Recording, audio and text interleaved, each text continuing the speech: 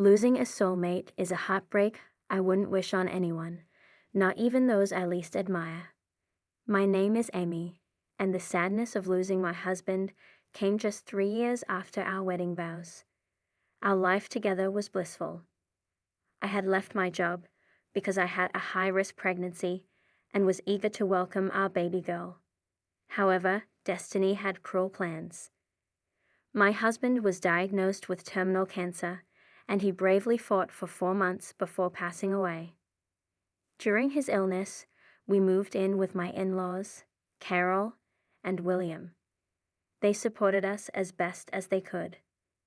I was grateful they provided us shelter when we couldn't afford our own place anymore. After my husband died, I hoped for continued emotional support from them, but I was sadly mistaken. The warmth they once showed turned cold right after the funeral. Carol and William started treating me and my unborn child as burdens. I told them I planned to find a job and help financially, but they didn't care. Money wasn't a problem since my sister-in-law Angela, who had a good job, was covering all the expenses. Still, my in-laws remained distant, saying I wasn't welcome and didn't deserve their help. William bluntly told me that to them, my connection with their family ended with their son's death. Desperate, I begged them to let me stay a few more days, especially because of my risky pregnancy. My father-in-law shockingly suggested abortion as a solution, and Carol didn't object. Their hostility reached a peak when they tricked me into going to an abortion clinic, pretending it was a health checkup. Realizing what was happening, I protested and left. Returning to their house was difficult, but I realized I needed to find a new path for myself and my unborn daughter, away from the toxic environment my in-laws had created. Overwhelmed with grief and shock, I was devastated by their insistence on terminating my pregnancy. When they returned, they were furious and demanded I get an abortion. They said they had no intention of supporting me or my unborn child now that their son was gone. I tried to remind them that the baby was their grandchild, but they ignored me. Their ultimatum was harsh: either leave or get an abortion.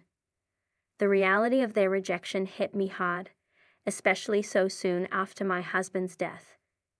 Carol forcefully escorted me out, ignoring my protests and the danger it posed to my pregnancy. Outnumbered and worried for my baby's safety, I had no choice but to leave. Standing on their porch, I was in despair, realizing I had nowhere to go and no financial support. I reminded them of the sacrifices I had made, believing we were family, but they didn't care. They denied any family connection to me or the baby, saying they didn't want a granddaughter and accused me of trying to manipulate them with the baby's existence. Their cruel words suggested that without their support, our survival didn't matter to them. These were among the last heartless words they said before shutting the door, leaving me isolated without even basic necessities or important documents. In that moment, I faced the harsh reality of their complete rejection and indifference towards me and their grandchild. Sitting on the porch, enveloped in despair, I felt utterly shattered and powerless. After crying uncontrollably for about 30 minutes, Carol and William confronted me again, demanding to know why I was still there and insisting I leave their property immediately. They threatened to call the police if I didn't leave, which was the final push I needed to understand they were serious.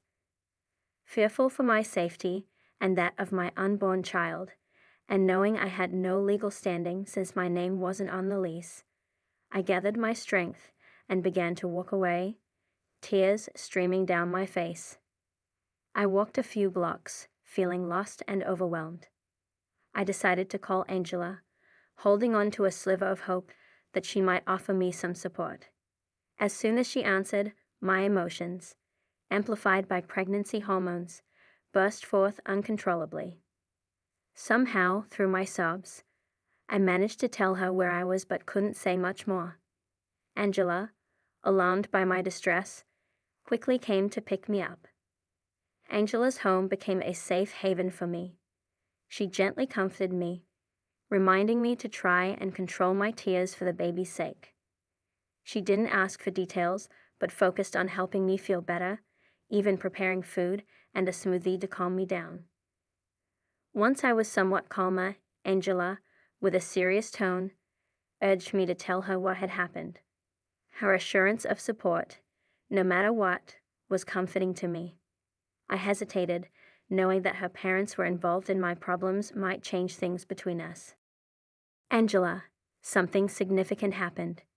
It's about your parents, I managed to say, bracing for her reaction. Angela's response was a moment of silence, a pause that felt like an eternity as she processed what I said. Her promise to support me, especially knowing I carried her niece, was strong. But the news that her parents were at the heart of my despair tested that promise. As I hesitantly revealed her parents' involvement in my troubles, I feared Angela might be upset with me for accusing them. But her reaction, after a brief pause, was one of concern and openness. She assured me in a gentle tone that my fears of offending her were unfounded and encouraged me to share my ordeal. When I confessed that her parents had not only kicked me out, but also tried to force me into having an abortion, her shock was clear. The revelation seemed almost unbelievable to her, a stark contrast to the image she had of her family. Angela's confusion deepened as I detailed how her parents had even taken me to a clinic to try and make me have an abortion. This plan was stopped only by the understanding staff at the clinic. I could see the turmoil of shock and disbelief in her eyes as she processed my words, struggling to reconcile them with the parents she knew.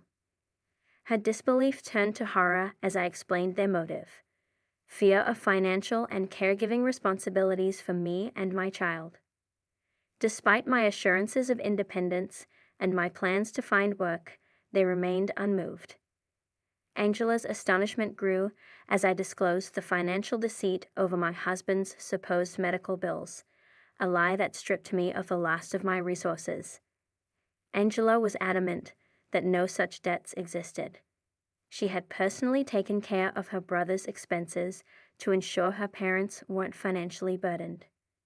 Realizing that her parents had tricked me into giving up the little money left by my late husband hit me hard, bringing back my tears. It was a cruel lesson in their greed and callousness, exploiting my vulnerability for their gain. Angela's silence showed her shock and dismay at her parents' actions that betrayed not just me, but the memory of their son. After giving me space to express my grief, Angela's response was full of empathy and apology. Although she struggled to grasp the full extent of their betrayal, her support at that moment was a small light in the overwhelming darkness of my situation. I said to her, "I haven't had the chance to tell you about the financial aspect of things, Angela," to which she replied, "Please, you don't need to apologize."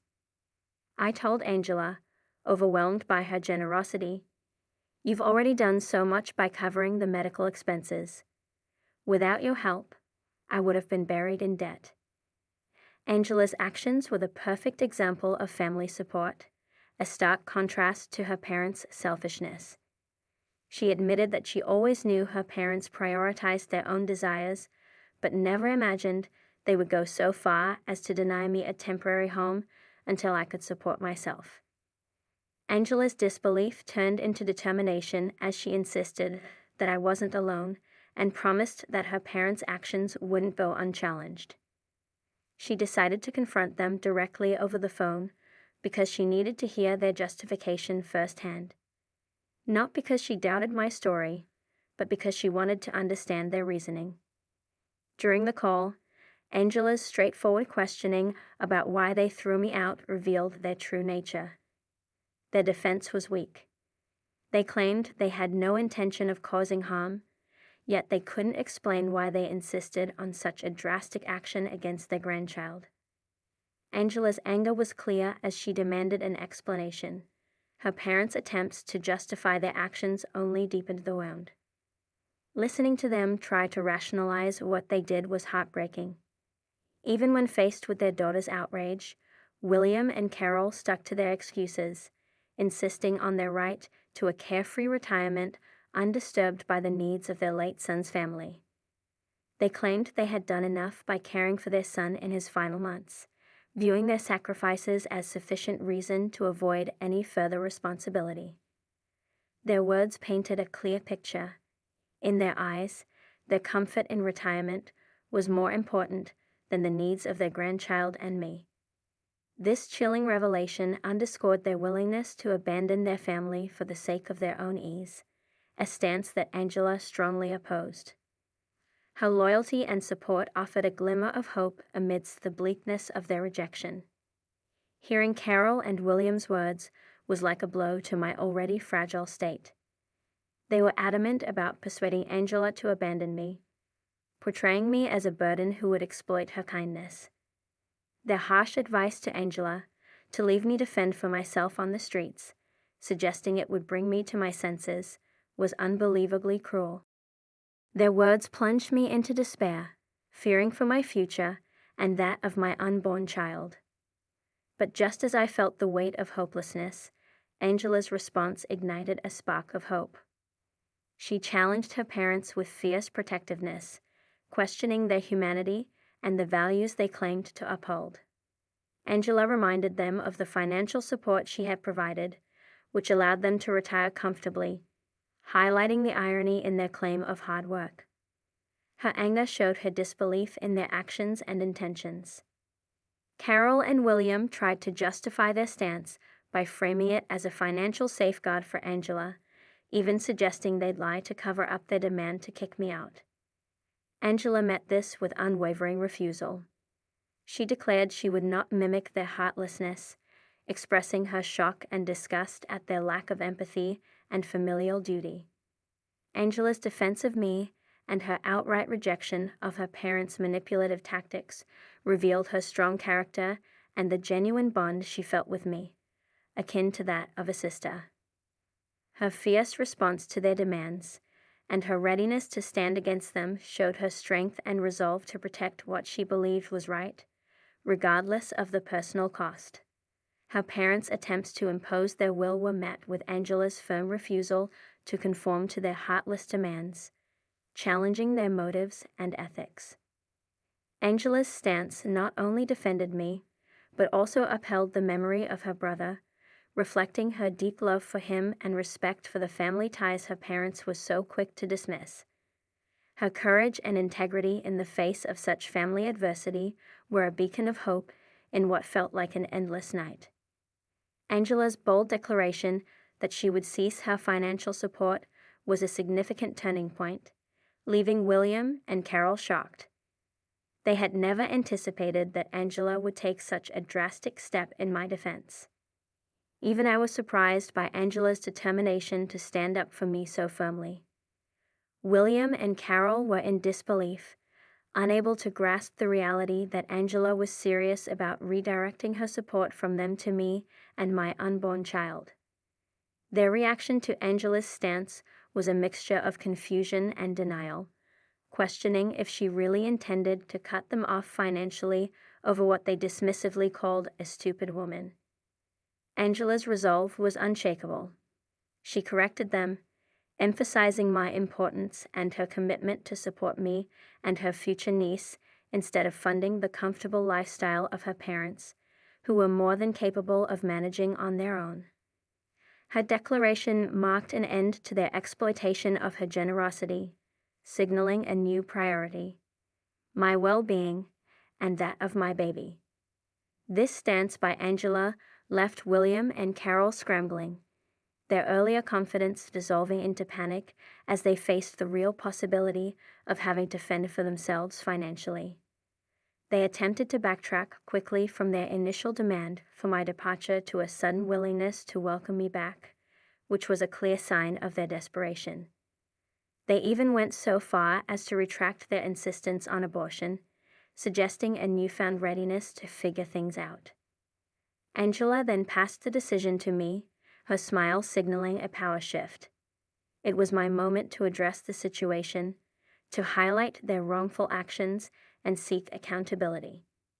Calmly, I voiced my doubts about their sincerity, pointing out their egregious behavior and the lack of a genuine apology. Confronted with this, William and Carol hastily offered their apologies, a stark contrast to their previous stance. They expressed regret for their actions and extended an invitation for me to return, promising to make amends. This sudden change of heart was a testament to Angela's influence and the realization that their financial stability was at stake. The situation underscored the power of standing united against unfairness and manipulation, shifting the dynamics in a way that demanded respect and acknowledgement of wrongdoing. Struggling with mixed feelings, I confronted William and Carol about the deceitful way they had manipulated me out of my late husband's money, despite Angela covering all the bills. Their scheme had unraveled, revealing their dishonesty and exploitation at a time when I was most vulnerable. Seizing the moment, I demanded the return of the money they had unjustly taken, emphasizing that they had no right to it given their lack of support during my husband's illness. Reluctantly and likely feeling cornered, William and Carol quickly refunded the money through PayPal. Then, they reached out to Angela, suggesting a return to normalcy, as if a financial repayment could erase their wrongdoings. They even proposed setting up a nursery, attempting to lure me back with promises and pretenses of family unity. However, their assumption that a simple apology and refund would mend fences was misplaced. Their expectation of forgiveness, despite their initial willingness to disown me and my unborn child, was a testament to their entitlement. They seemed to believe these gestures were sufficient for reconciliation, overlooking the depth of the hurt they had caused. Firmly, I rejected their notion of family and forgiveness. Their actions, particularly their attempt to coerce me into an abortion, were unforgivable. The audacity to suggest that my daughter would want them in her life after they had so clearly rejected her was appalling. I made it clear that my child did not need such grandparents, emphasizing that their initial rejection and subsequent superficial apologies could not undo the harm they had inflicted. Angela stood by me, reiterating my lack of forgiveness and reaffirming her decision to withdraw her financial support from them.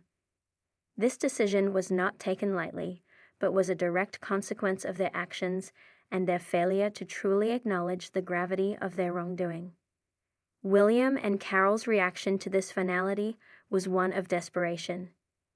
Their pleas for us to reconsider, driven by the sudden reality of facing financial responsibilities without Angela's support, were pitiful. Their earlier confidence evaporated, leaving them to reckon with the consequences of their actions, a fitting end to their manipulative attempts to control and discard us according to their whims. Watching William and Carol face the consequences of their actions was both tough and satisfying. They tried to make us feel guilty, but it didn't work. Angela decided enough was enough. She was going to collect my things and then cut ties with them. She even said she'd bring the police to make sure they couldn't keep any of my stuff. True to her word, Angela arrived with a police officer who turned out to be her boyfriend, a surprise to us all. Despite their pleas, I had moved on and blocked them. Angela didn't stop there. She told her whole extended family about what had happened. They were appalled by William and Carol's behavior and rallied around me instead. In the time leading up to my daughter's birth, I was wrapped in a cocoon of love and support. I landed a job through a friend, set to start once daycare was sorted for my little one. For now, I'm staying with Angela, who's been encouraging me to save up for a house to secure our future. Her boyfriend has been an incredible support system. I managed to get a restraining order against William and Carol, thanks to statements from the abortion clinic, ensuring they stayed away from my child and me. My baby girl is healthy and blessed with her father's dark eyes. Seeing them for the first time brought tears to my eyes, and Angela has been my rock through this, choosing to sever ties with her parents permanently. Life took a turn for William and Carol. They've downsized to a small apartment and had to return to work because of financial strain. It seems karma has come full circle, placing them in the very situation